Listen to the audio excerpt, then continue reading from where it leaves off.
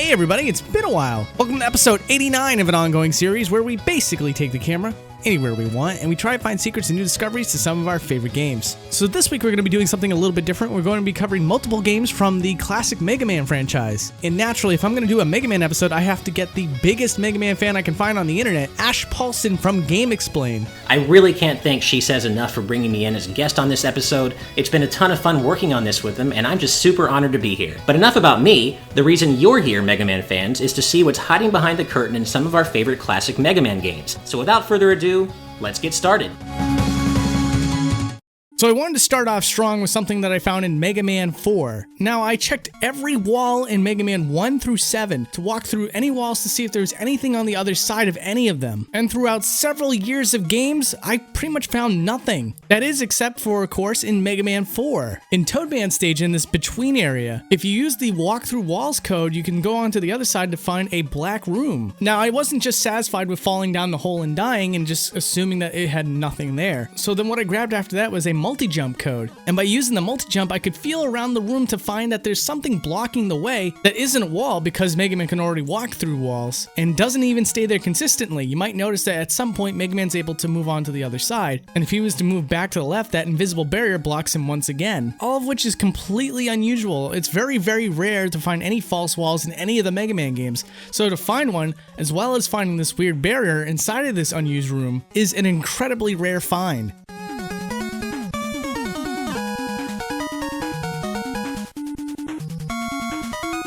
Here we have the infamous building from Mega Man 2's opening.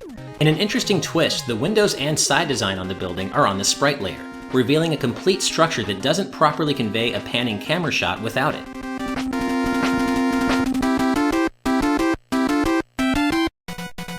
Now we're going to do a zoom out of Snake Man stage.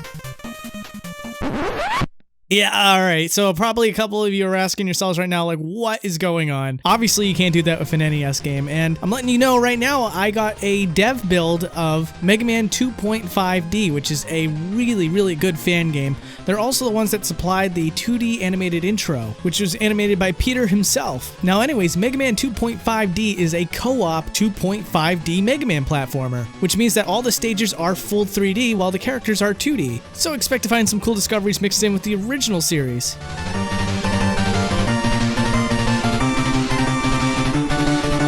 So this next thing I want to show you guys is a little bit hard to explain, but what we have here is a cutscene with Dr. Wily in Mega Man 7, panning over the world itself as if he's going to rule it, and there's a large portion of him that you're not allowed to see as the player, and when you remove the layer that planet Earth is on, it becomes very apparent why. The rest of the body sprite reveals that he has a very slim waist, making his chest disproportionate to say the least, unless you had a feminine figure. Now this could have been a gag on the developer's part, or a very likely theory is that the artist who had to make this sprite did one half of the sprite and then had to mirror it to save on resources, not realizing that when it was mirrored it didn't really look right, and so rather than completely redo the art, the animators just hid the goof behind the planet.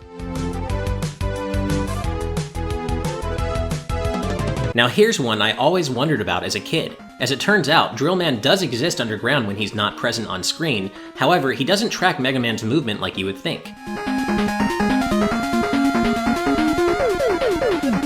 Anyways, back to Mega Man 2.5D, I noticed that in the Dr. Wily stage, there seems to be something hidden by the devs. And clearly it's supposed to be a walking path for Mega Man. You're supposed to obviously get him here somehow, I just don't know how. But I did manage to take the camera over there, which has a series of messages as you're supposed to scroll by. And I'm just gonna read them out for you. The first one says, "Hey, you shouldn't be here. Are you hoping to find some sort of Easter egg or what? It's not too late to turn back. Oh, look at the scary spike pit. You really should go back.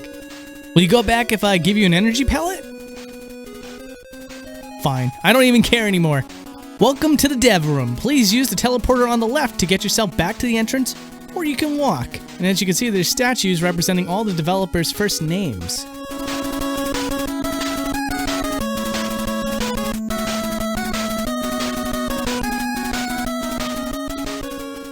Now let's take a look at Mega Man 2, a Quick Man stage. If we remove the background layer, you can see that there's a sprite that acts as the tip to these force beams. Though I'm not entirely sure why there had to be anything on the sprite layer at all. You see, in Mega Man 4, there's a similar effect, but you can physically see why it makes so much sense. As the bar is moving across the ground, the background layer portion of this sprite clearly loads in chunks, which is why you need the sprite layer version of it to mask the loading. But in Quick Man Stage in Mega Man 2, it looks rather seamless regardless. And while we're here, let's do a zoom out of this scene in Mega Man 2.5D.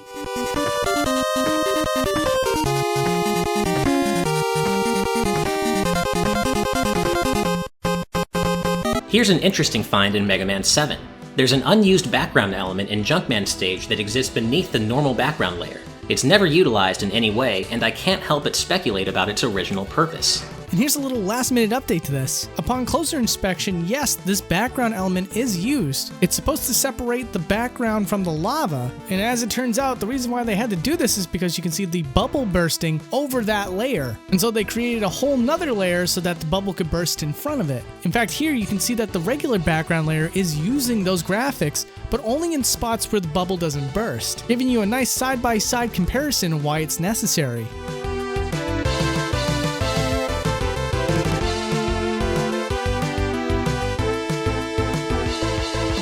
Here's something that I noticed across all Mega Man games. Those separating gates that go into the boss battle, it doesn't really matter which part of those gates you touch to move on to the other side. If you have a walk through walls code and touch any part of the right side of the screen, the entire right side of the screen will trigger that momentary pause to open the screen, and even if you were to turn the walk through walls code off during this sequence, Mega Man will walk through to the other side. And like I mentioned before, I tried this with multiple games like Mega Man 3 and 4.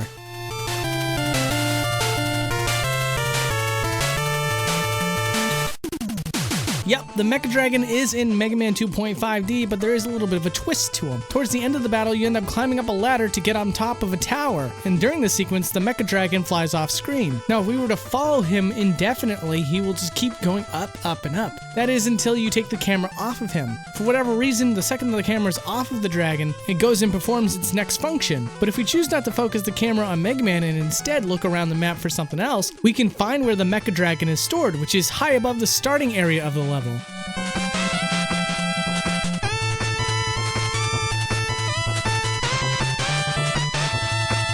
This one is really exciting. So in Mega Man 3 on Gemini Man stage, you might notice that the background for the starting area is just stars. There's no planets or anything. However, there were supposed to be planets in the background. In fact, they're still there in the game. Now, I have to admit, I picked up this information from the cuttingroomfloor.net, a wonderful website that I do recommend you check out. However, getting clipped for this on my show was a whole nother story. See, the reason why you can't see this planet is because it's supposed to show up when you move the screen, or rather move on to the next screen. However, this entire area only parallax scrolls up until the point you get to a whole new screen with Proto Man. And so the developers had a choice to make. Do we just make this area really fun and make it parallax scroll? Or do they constantly make it feel like you're loading screens just to show you this planet? And for the sake of gameplay, the planet was cut out. But with a dedicated Mega Man 3 game editor, which I can leave a link to in the description down below, I was able to restore the planet into the background so that you could see what it looks like.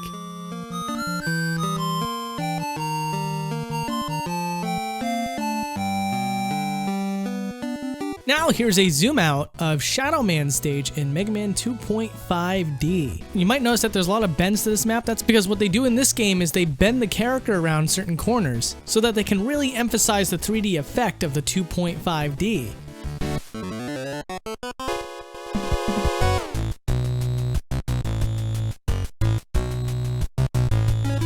Oddly enough, the stage select screen has boxes in each of the panel slots despite the fact that the game never calls for them. How weird is that? I'd say pretty weird. In fact, all the boss portraits in all the Mega Man games also use 2 layers, which is really cool because once you remove one or the other, you can see a lot of the details isolated and see for yourself what colors and features had to be separated in order to make it work.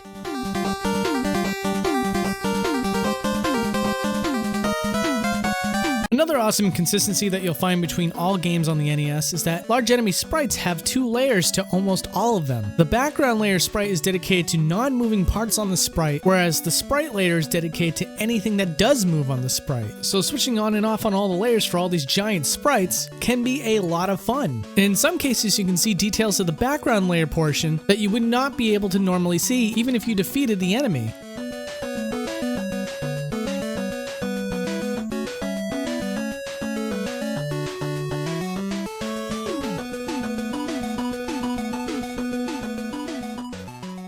So I gotta thank Ash for getting this clip here, and it's pretty amazing. Now, like I said with the Mega Man 4 clip, I went through all the NES Mega Man games to see if there was any false walls. Now, like I said with the Mega Man 4 clip, I went through all the NES games to see if there was any false walls, and there were none except for that one instance. However, in Mega Man 5, I suppose you could say, I was wrong. There was 2 more false walls to find. However, if we were to take this scene into the old analysis machine, we'd find that this is one game we can explain. And I gotta admit, it's a pretty cool bit. So what happens is if you go through this teleporter, you'll find the room that houses all the boss chambers. However, if you were to walk through the wall instead, you'll also end up in that same room, which means it's directly adjacent to this teleporter. But that's not all. The wily boss fight that you're supposed to encounter after you defeat all the boss rooms is also to the direct right of the boss chamber area. So across 7 games, we managed to find 3 false walls. One that's a true oddity, and 2 more that make a little bit more sense.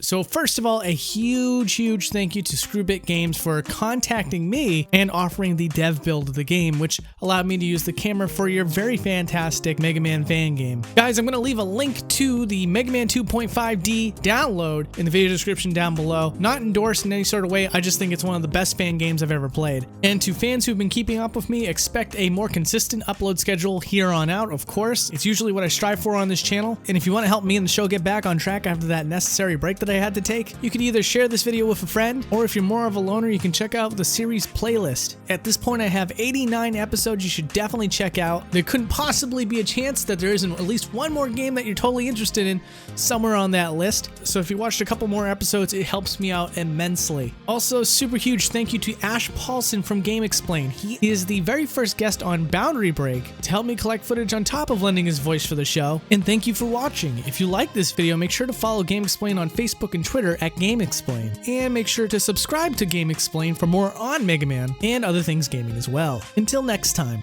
bye.